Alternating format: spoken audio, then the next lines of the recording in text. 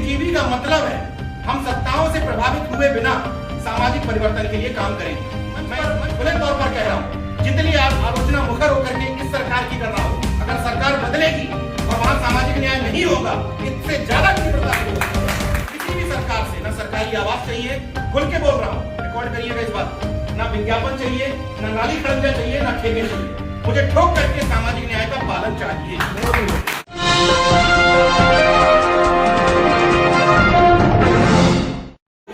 दिल बड़ा करना होगा। अगर नासिर जी इस जयंती के आयोजक होते और सिर्फ फातिमा शेख की जयंती मनाई जा रही होती तो वो संदेश नहीं जाता। तो आपने जिस संदेश को देने की कोशिश की है कि सावित्रीबाई फुले और फातिमा शेख की जयंती एक साथ मनाया जाए, वही दिल हम सबको बड़ा करता है। न सिर्फ सावित्रीबाई फुले फातिमा शेख, बल्कि देखिए इसमें कोई दो राय नहीं। मैं चूंकि दिन भर लोगों के बीच में रहता हूं तो लोगों को समझने की कोशिश करता हूं, उनका माइंडसेट भी पढ़ने की कोशिश करता हूं। इसमें कोई दो राय नहीं कि आपको जाति का एक एंगल लेना पड़ेगा। आम आदमी पार्टी जैसी पार्टी जो दिल्ली में बिजली पे लड़ती है, शिक्षा पे लड़ती है, उसी के राज्यसभा सांसद संजय सिंह आकर के उत्तर प्रदेश में सबसे पहले जाति की बात करते हैं। तो जो सच्चाई है उसको हमें खत्म भी करना है, लेकिन जब तक खत्म नहीं हो रही तब तक उसको साथ में लेते हुए हमें सामाजिक मैसेज भी देना है। जैसे इस महीने में सावित्रीबाई फुले 3 जनवरी, फातिमा शेख 9 जनवरी, माता जीजाबाई 12 जनवरी। कोशिश करनी है कि इन तीनों को मिलाकर के मनाना। एक जयंती अकेली कभी न मनाई जाए।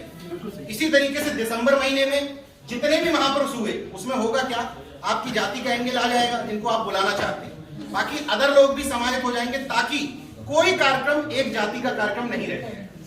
और देखिए मैं एक एक चीज गौर करता हूं, आपने जो भाषण दिया, नाम में आपके चौधरी लगा हुआ है, अगर बाद में बताया ना जाए तो कोई ये नहीं समझ सकता कि ये एससी है कि ओबीसी। हमें यही करना है। बिल्कुल बिल्कुल। भाषण से समझ ना पाए आदमी कि मैं हूं किस जाति का। इन्होंने बाबा साहब के ऊपर जिस तरीके से साहू जी महाराज को प्रतिस्थापित किया, यही ओबीसी और एससी यूनिटी के लिए सबसे महत्वपूर्ण।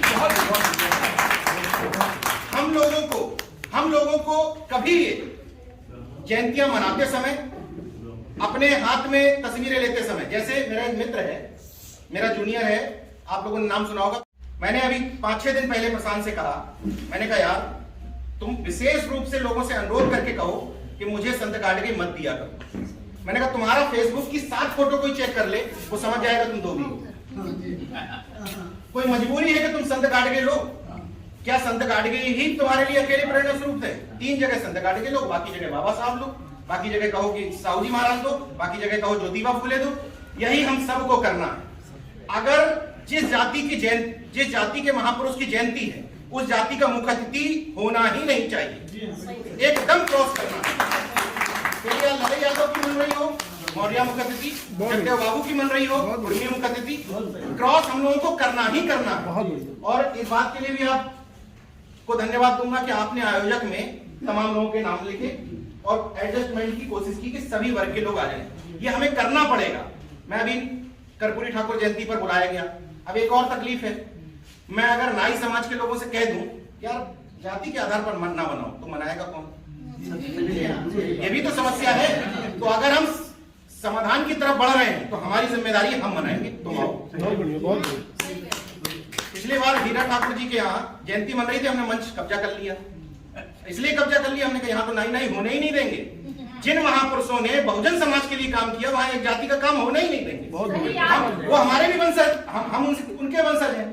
कर्पूरी ठाकुर हमारे भी तो पूर्वज हैं, हम क्यों एक जाति की बात होने देंगे वहां? लेकिन हम सब की ये जिम्मेदारी भी बनती है जो ये कहता है कि जाति के खांचे से बाहर निकलो, फिर हमारी जिम्मेदारी है कि हम आयोजक बने। बहुत बढ़िया। ये भी तो है। संत राम बीए प्रजापति की जयंती अगर हम नहीं मनाएंगे तो प्रजापति समाज के लोगों से कहने यार तुम ना मनाओ जाति के आधार पर, तो मनाएगा कौन?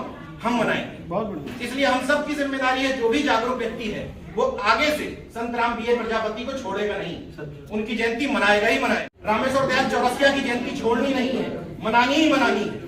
हम मनाएंगे तब हम दूसरे से कह पाएंगे कि यार जाति के खांचे में मत बनो। धन्यवाद देता हूं आपको। फिर से यहाँ आए हुए तमाम लोगों से एक अनुरोध करता हूं, क्योंकि आचार संहिता लागू हो चुकी है, तो ऐसे माहौल में इलेक्शन की चर्चा ना हो, यह संभव नहीं है। इलेक्शन की चर्चा सिर्फ इस तौर पर मुझे करनी है कि अगर हम बुद्धिजीवी हैं, सत्ता किसी की भी आएगी आगे, हम यही चर्चाएं करेंगे फिर से, किसी की भी होगी, चाहे यही होगी और चाहे बदलेगी। बुद्धिजीवी का मतलब है हम यही चर्चाएं करेंगे। किन्हीं भी जातियों का वर्चस्व दिखाई देगा, हम विरोध करेंगे। सामाजिक न्याय का पालन नहीं होगा, हम विरोध करेंगे। महिलाओं को हिस्सेदारी नहीं मिलेगी, हम विरोध करेंगे। हम ये नहीं देखेंगे कि सामने हमारे घर परिवार का कोई सदस्य है या कोई और, तब हम बुद्धिजीवी हैं।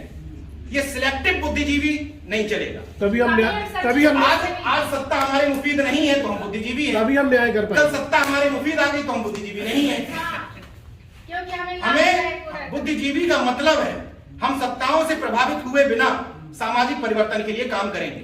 मैं इस मंच पर खुले तौर पर कह रहा हूं, जितनी आलोचना मुखर होकर के इस सरकार की कर रहा हूं, अगर सरकार बदलेगी और वहां सामाजिक न्याय नहीं होगा, इससे ज्यादा तीव्रता से मुझे किसी भी सरकार से ना सरकारी आवास चाहिए, खुल के बोल रहा हूं, रिकॉर्ड करिएगा इस बात को, ना विज्ञापन चाहिए, ना नाली खड़ंजा चाहिए, ना ठेके चाहिए।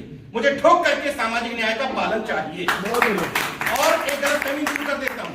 कल मैं एक रिसर्च कर रहा था, हम लोग गलतफहमी में अखिलेश यादव की सरकार को जातिवादी कह देते हैं। अभी 4 दिन का रिसर्च अपना बता रहा हूं, अखिलेश यादव की सरकार बिल्कुल जातिवादी नहीं है, सवर्णवादी है। सवर्ण 14 मिनिस्टर थे, काय की यादववादी सरकार है। हम तो ये अनुरोध कर रहे हैं कि जातिवादी ढंग से कर लो।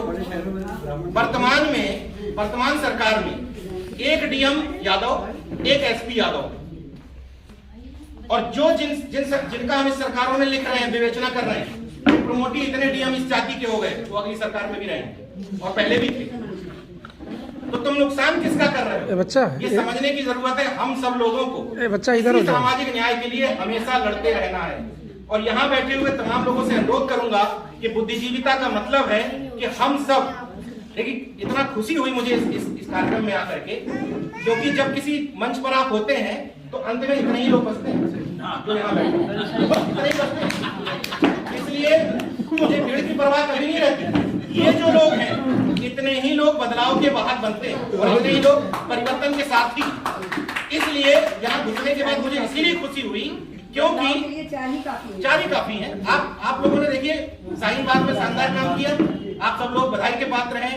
आप लोग फातिमा शेख और सावित्रीबाई फुले के वंशज हैं। इस मिशन को लेकर आगे बढ़ना है। अपनी बस्तियों में आपने जो बात कही उसको, उस बात को समझाना है कि शिक्षित होना है, संगठित होना है, संघर्ष करना है। बाबा साहब के उस शिक्षित होने में एक बात और थी, उन्होंने जो कहा था टू एजुकेट, उसका एक और मतलब होता है शिक्षित बनो और शिक्षित करो। हर जगह हम दोनों सबसे आगे जाते तो बनना भी है, करना भी है। समय बहुत हो गया है, फिर कभी आप लोगों से मुखातिब होऊंगा। तब तक के लिए ब्रेक करेंगे। जागरूक और सजग बने रहिए। जय विज्ञान, जय संविधान।